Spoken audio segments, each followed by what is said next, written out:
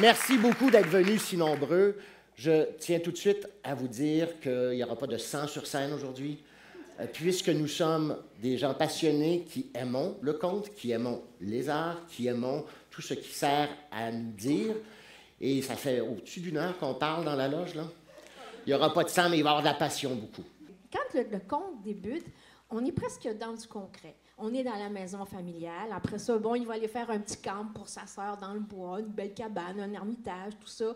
Le gars, il s'arrête en sortie de l'église, il va s'arrêter à la taverne avec ses chums, va prendre un verre, va jaser, discuter. On est dans notre quotidien.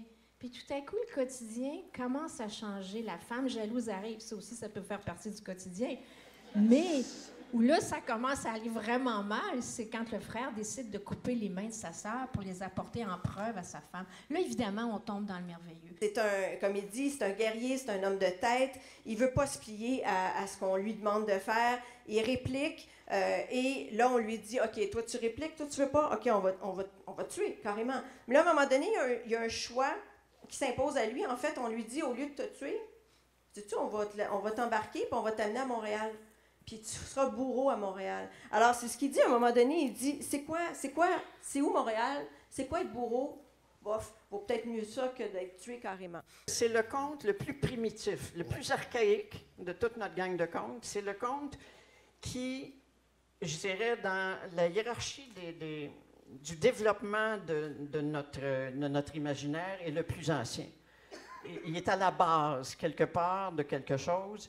Et c'est un conte prémoral qui a été christianisé avec le temps, parce que dans la version poméranienne, l'enfant résurrectionne, il renaît, il revit. Donc, on voit que la christianité est rentrée là en quelque part, mais à l'origine, c'était un conte de pulsion.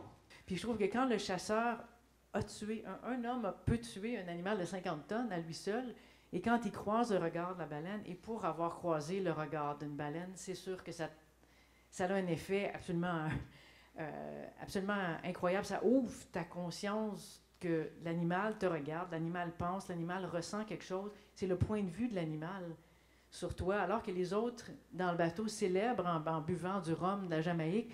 Lui, il s'en remet pas. Il se dit, qu'est-ce que j'ai fait là?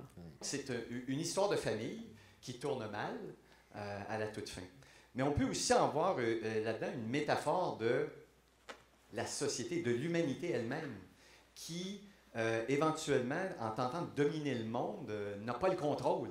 C'est ce que Phaéton essaye de faire, contrôler le char, mais il ne l'a pas, et il s'égare. Et donc, l'humanité perd le contrôle et amène des fléaux. Et c'est particulièrement d'actualité maintenant, dans cette période où on parle beaucoup de changement climatique et même d'urgence climatique. On peut voir là-dedans, disons, la cassure de l'humanité dans sa connexion avec la nature.